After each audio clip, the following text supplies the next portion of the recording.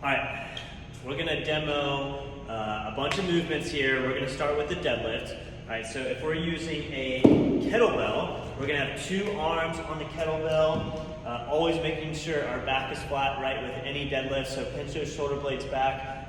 It's kind of like if you were to pour cold water down your back, right? You would arch that back a little bit. So pinch those shoulder blades back. Think about cold water running down. You're gonna have a slight bend in those knees, right? So just soft knees. Feet are gonna be about hip width apart, all right? So grab the kettlebell with both arms, send those hips back, keep those shoulder blades pinched back all the way down, and then back up. All right, so that's 1, 2, 3.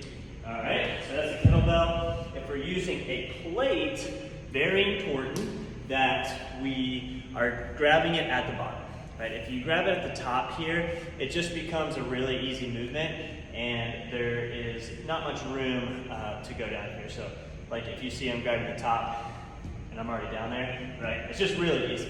So grab the bottom. You'll have more room to work with here. You can sink down a little bit more. So send those hips back again and pinch those shoulder blades back, just like any deadlift. And then the last one is the dumbbell. So we're gonna have to do one arm deadlift, which is fine, 15 each side, all right? So we wanna make sure that the end of the dumbbell is gonna be touching the ground, right? So just like so. That's 1, 2, 3. And then once you hit 15, you do 15 on the other arm, and that is your 30 deadlifts right there. Now we need to talk about push-ups. A lot of variations on these. We are gonna start with the clapping push-ups. Very hard, very difficult variation of push-ups here. So hands are gonna be right outside shoulder width, where they usually are. And then we're gonna bring our chest all the way down to the ground, and when we come up, we're going to clap, right? So that's 1, 2, 3, just like that.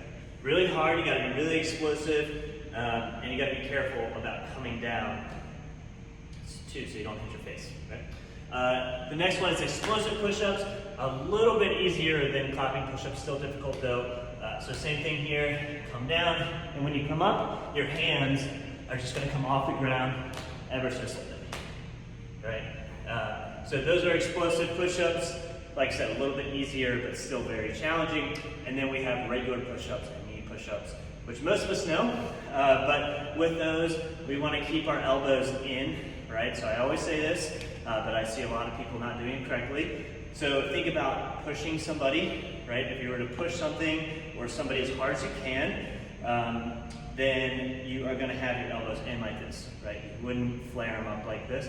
So keep that in mind when you're doing your push-ups. All your power is in here, right? This is where you're gonna use your chest, your triceps, all in unison there, and get a lot of power and explosion from that push-up. All right, so good luck today.